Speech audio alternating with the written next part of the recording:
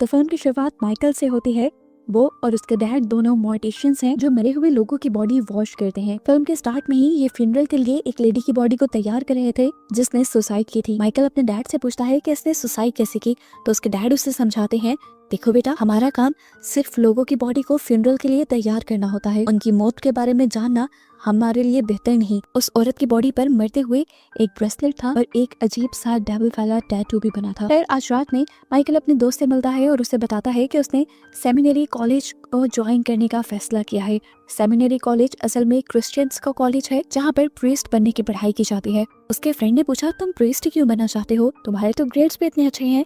तो उसने कहा, हमारी फैमिली में सिर्फ 2 ही काम हो सकते हैं, या तो मैं मोर्टिशियन बन सकता हूँ या फिर प्रीस्ट। मोर्टिशियन मैं बनना नहीं चाहता, इसीलिए मैं प्रीस्ट की स्टडी करने जा रहा हूँ। 4 साल बाद मैं कोई भी बहाना करके प्रीस्ट नहीं बनूंगा और कम से कम इस मोर्टिशियन वाले काम से भी मेरी जान छूट जाएगी। फिल्म में 4 साल का वक्त गुजर जाता है और दिखाया जाता है कि आज सब लोगों ने अपना ये कोर्स पूरा कर लिया था। सब लोगों को उनकी डिग्री दी जाती है और रात होते ही माइकल अपने फादर को रेजिग्नेशन दे देता है कि वो आगे एक प्रीस्ट के तौर पर अपनी जिम्मेदारियां नहीं निभा सकता। ईमेल करते ही माइकल ने अपना बैग पैक किया और यहाँ से निकल गया, लेकिन उसे रोकने के चक्कर में वो साइकिल पे चलती एक लेडी से टकरा गई। वो लड़की दूर जाकर गिरी और उसके ऊपर से एक वैन चल गई। लड़की बहुत ज्यादा जख्मी हो गई थी। इस एक्सीडेंट को देखकर माइकल भी वापस उन तक आया। माइकल ने देखा कि उस लड़की की हालत बहुत ज्यादा खराब थी। इस टाइम माइकल का हुलिया बिल्कुल एक प्रीस्ट जैसा था। तो उस लड़की ने माइकल को देखकर कहा कि प्लीज मुझे ब्लेसिंग दे कि मेरी मौत आराम से आ जाए। हालांकि माइकल ये सब करना नहीं चाहता था, लेकिन वो एक मरती हुई लड़की को इनकार भी नहीं करना चाहता था, इसीलिए उसने एक प्रीस्ट के तौर पर उसे ब्लेसिंग दे दी। खैर अगले दिन अब दोबारा फादर माइकल से मिलते हैं और उससे कहते हैं कि मैं तुम्हारा वो लेटर आगे नहीं सेंड कर रहा। मुझे लगता है कि तुम बहुत अच्छे प्रीस्ट भी बन सकते हो और एग्जॉर्सिस्ट भी बन सकते हो। एग्जॉर्सिस्ट की पोस्ट भी काफी अच्छी होती है और वैसे भी हर साल इस दुनिया में डिमोनिक एक्टिविटीज बढ़ रही हैं। तुम्हारा एग्जॉर्सिस्ट बनना इस दुनिया के लिए भी फायदेमंद साबित हो सकता है। लेकिन माइकल ने कहा, फादर मुझे प्रीस्ट बनने में कोई इंटरेस्ट नहीं है। तो फादर ने बताया कि अगर तुम प्रीस्ट नहीं बनोगे तो चर्च तुम्हारी सारी स्कॉलरशिप तुम्हारी लोन में बदल देगी और तुम्हें उसे फिर पे करना पड़ेगा। माइकल बेचारा क्या करता, अब उसे फादर की बात माननी पड़ी और वो एग्जॉर्सिस्ट बनने के लिए तैयार हो गया। हालांकि उसे एग्जॉर्सिज्म पे और डिमोनिक एक्टिविटीज पे बिल्कुल भी बिलीव नहीं था, लेकिन क्योंकि इस ट्रिप के उसे पैसे मिल रहे थे तो उसने अपना टाइम पास करने का ही सोचा। पहली क्लास शुरू हो जाती है। फादर सभी बच्चों को बताते हैं कि एग्जॉर्सिज्म करने से पहले हमें इंसान की मेंटल और फिजिकल हेल्थ को देखना पड़ता है। मेंटल इलनेस और डिमोनिक सिंड्रोम की निशानियां लगभग एक जैसी होती हैं, लेकिन डिमोनिक सिंड्रोम में इंसान लोगों से कट के रहता है, लगातार पेन में रहता है और किसी से बात करना पसंद नहीं करता। इसी क्लास में माइकल एक जर्नलिस्ट से मिलता है जो अपना जर्नल लिखने के लिए ये कोर्स कर रही थी। इसी क्लास के दौरान फादर ने माइकल का एग्जॉर्सिज्म पे बिलीव ना होना नोटिस कर लिया था, इसीलिए वो माइकल को फादर लोडस से मिलने को कहते हैं जो एग्जॉर्सिज्म में बहुत ज्यादा एक्सपर्ट थे। उनकी बात मानते हुए माइकल उनके घर चला जाता है, जो घर बिल्कुल एक खंडर जैसा था। फादर उसे घर के अंदर ले जाते हैं जहाँ पर उसके एक क्लाइंट आई हुई थी। इस लड़की को देखकर माइकल को नहीं लग रहा था कि ये पोजेस्ड होगी, वो बिल्कुल नॉर्मल लग रही थी। तो उसने फादर से सवाल किया, आपको कैसे पता है कि ये लड़की पोजेस है? तो फादर ने उससे कहा कि तुम अपनी कोई चीज एक बैग में डाल दो। माइकल को उनकी बात की समझ नहीं आई, लेकिन उसने एक अमेरिकन डॉलर बैग में डाल दिया और इसके बाद वो लोग उस लड़की के सामने चले गए। फादर ने लड़की से पूछा, बताओ माइकल के बैग में क्या है? लड़की ने कहा, मुझे कैसे पता हो सकता है? फादर ने उसे गेस करने को कहा।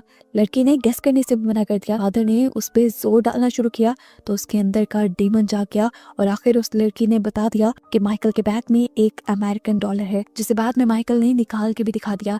और यहाँ फादर ने बताया कि पोजेस्ड हुए लोगों को डिमोनिक पावर्स की वजह से छुपी हुई चीजों का भी इल्म होता है और यही पोजेशन की सबसे बड़ी निशानी है। अब फादर उसका एक्सॉर्सिज्म शुरू कर देते हैं। उसके सर पे हाथ रखते हुए वो लैटिन में बहुत सारे मंत्र पढ़ते हैं, जिसकी वजह से डीमन को बहुत ज्यादा दर्द हो रहा था और वो फादर को अजीबोगरीब गालियां भी दे रहा था। लेकिन फादर ने अपना काम जारी रखा और आखिर वो डीमन कंट्रोल में आ गया। ये दोनों यहाँ से चले गए और फिर माइकल ने फादर से सवाल किया कि क्या डीमन चला गया है? फादर ने कहा, नहीं, अभी वो सिर्फ कंट्रोल में आया है। डीमन को भगाने में और स्पिरिचुअलिज्म में काफी सारा वक्त लग जाता है और ये बहुत पेशेंस का काम है। खैर माइकल अब वापस अपने हॉस्टल में चला जाता है और वहां जाकर जैसे ही वो पॉकेट में हाथ डालता है तो उसकी पॉकेट से एक ब्रेसलेट निकलता है। ये उस लेडी का था जिसे मूवी के स्टार्ट में उसने फ्यूनरल के लिए तैयार किया था, ये उसकी पॉकेट में कैसे आया था, ये जानने के लिए वो अगले दिन दोबारा फादर लूकस के पास जाता है और उससे कहता है कि आप दोबारा उस लड़की को बुलाएं और उससे पूछें क्या ये ब्रेसलेट उसने मेरी पॉकेट में डाला था। इस लड़की को बुलाया जाता है और उससे इस ब्रेसलेट के बारे में पूछा जाता है, तो लड़की कहती है कि ये ब्रेसलेट शैतान ने डाला है। अब फादर उसके अंदर के शैतान को भड़काना शुरू कर देते हैं और माइकल ये ब्रेसलेट दोबारा उस लड़की के हाथ पे बांध देता है। शैतान के उभरते ही वो लड़की जैसे पागल सी हो जाती है और माइकल से कहती है, वो औरत याद है जिसे तुमने उस दिन नहलाया था, वो लड़की तुम्हें हेलो बोल रही है। उसकी ऐसी हालत देखकर फादर उसे कंट्रोल करने लग जाते हैं, जबकि शैतान उस लड़की के ऊपर हावी होकर माइकल का भी गला दबाने लगता है। तब फादर उस लड़की का कान पकड़कर दोबारा कुछ पढ़ना शुरू करते हैं, जिससे शैतान को बहुत ज्यादा तकलीफ होती है और उस लड़की को भी वॉमिट होने लग जाती है। उसकी वॉमिट में लकड़ी के कुछ टुकड़े और खून निकल रहा था और आखिर वो रिलैक्स भी हो गई। यहाँ पर एक मर्तबा के लिए हमें लगा कि उसके अंदर का शैतान निकल चुका है, लेकिन ऐसा नहीं था, वो अभी भी सिर्फ कंट्रोल नहीं आया था। आज के इस हादसे के बाद माइकल को थोड़ा बहुत एक्सॉर्सिज्म पे बिलीव होने लगा था। अगले दिन फादर लूकस दोबारा उसे अपने घर बुलाते हैं, क्योंकि उन्हें एक और एक्सॉर्सिज्म के लिए किसी के घर जाना था। आज मौसम काफी ठीक था, लेकिन फिर भी फादर ने उसे एक अम्ब्रेला दी थी और कहा कि रास्ते में बारिश हो जाएगी। माइकल को उनकी बात अजीब लगी, लेकिन ये लोग चल पड़े और रास्ते में सच में बारिश हो गई। ये लोग अब उस बच्चे के घर गए जिसका कहना था कि उसे एक डिमोनिक हॉर्स तंग करता है। उसकी कमर पर एक हॉर्स के मारने के निशान भी थे और वो इन चीजों से बहुत ज्यादा तंग था। खैर फादर अब उसका एक्सॉर्सिज्म शुरू कर देते हैं और उसके एक्सॉर्सिज्म के बाद बच्चा माइकल को देखकर अपनी मॉम के कान में कुछ अजीब सी बात कहता है, जिससे उसकी मॉम उसे डांट देती है और ऐसी कोई बात ना कहने को बोलती हैं। उसके एक्सॉर्सिज्म के बाद फादर और माइकल दोनों अपने घर आ जाते हैं, जहां फादर को कॉल आती है और पता चलता है कि उनकी पहली पेशेंट जिसका नाम रोजरिया था, उसे सुसाइड करने की कोशिश की है और उन्हें फौरन हॉस्पिटल बुलाया जाता है। इस टाइम रोजरिया की हालत बहुत ज्यादा खराब थी, कोई भी उसे हैंडल नहीं कर पा रहा था,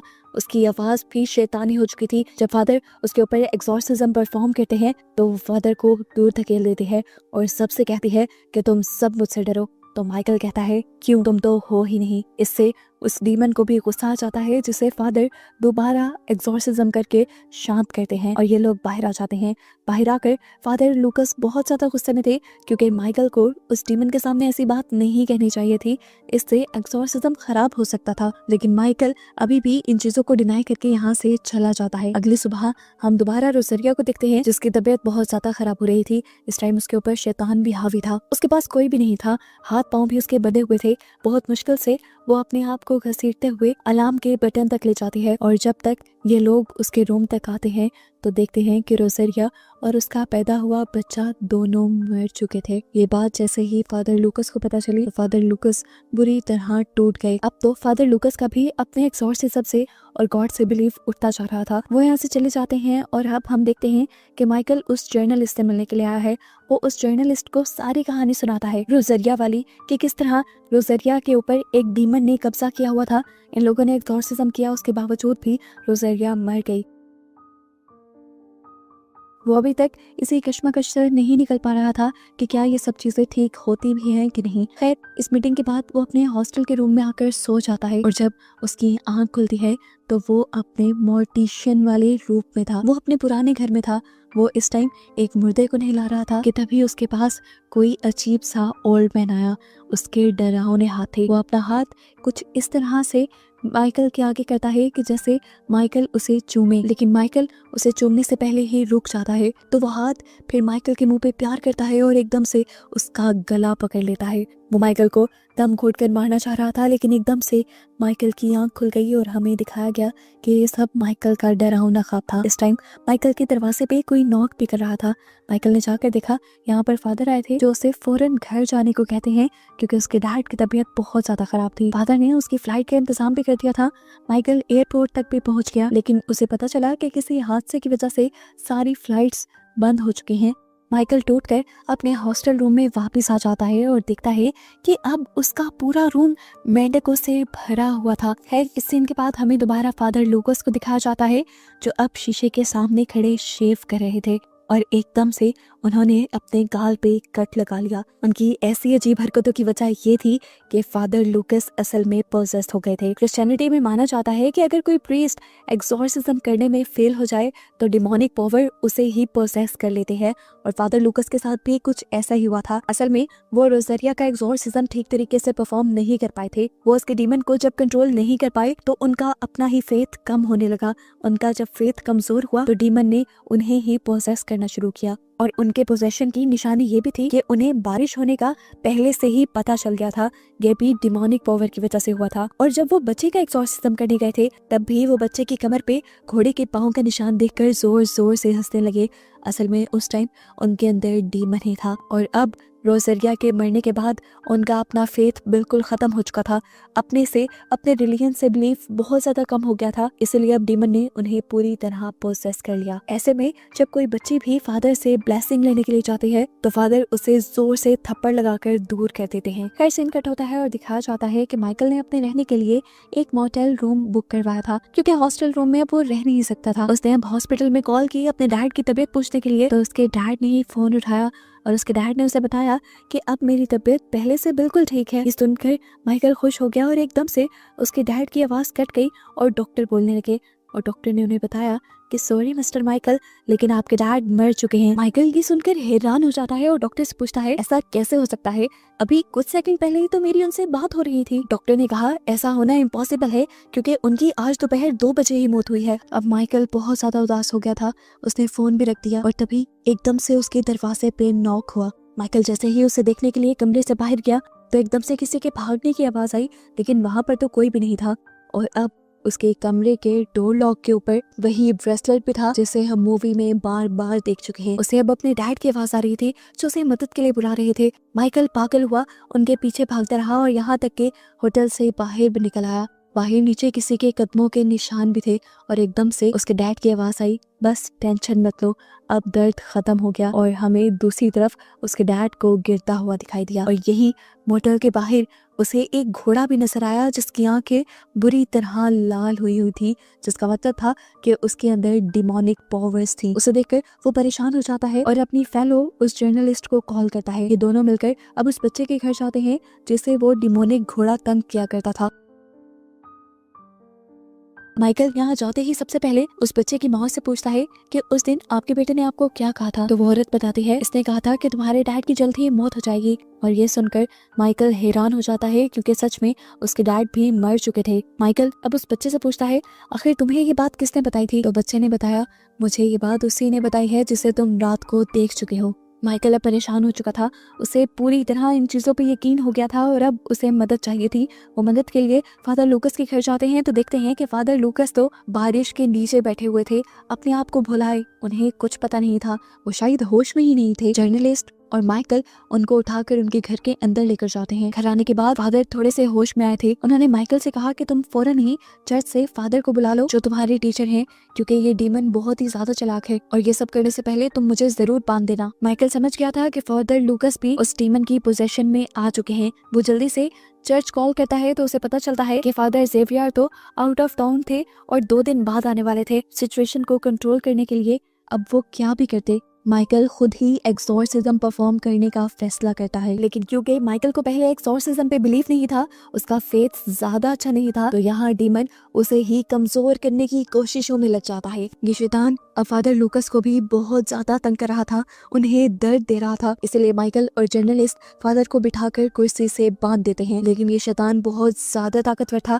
कुर्सी पे बैठे हुए ही उसने उस लड़की को बेहोश कर दिया और अपनी रस्सियां तोड़कर एकदम से उसने माइकल के ऊपर हमला कर दिया। उसने माइकल का गला पकड़ लिया और उसके दिमाग को भी अपने कंट्रोल में करने लगा। वो माइकल को पोजेस करके उससे पूछता है बताओ तुम किस पे यकीन रखते हो, बताओ कि मैं कौन हूँ, मैं कितना ताकतवर हूँ। उसकी बातों से माइकल पोजेस होने लगता है और कहने लगता है हाँ तुम डीमन हो, तुम सबसे ज्यादा ताकतवर हो और मैं डीमन पे बिलीव करता हूँ। हालांकि ये सब कहते हुए उसके दिमाग में बार बार गॉड की याद आ रही थी, उन सब पलों की याद आ रही थी जब जब वो अपनी मॉम के साथ चर्च में जाता था, जब उसकी मॉम उसे गॉड के बारे में बताती थी। उसके हाथ में इस टाइम क्रॉस भी था जिसे उसने अच्छे से पकड़ा हुआ था। लेकिन जब उसने डीमन से ये कहा कि हाँ मैं तुम पे बिलीव करता हूँ, तो उसकी आंखें बदल गई, बिल्कुल सफ़ेद पड़ गई।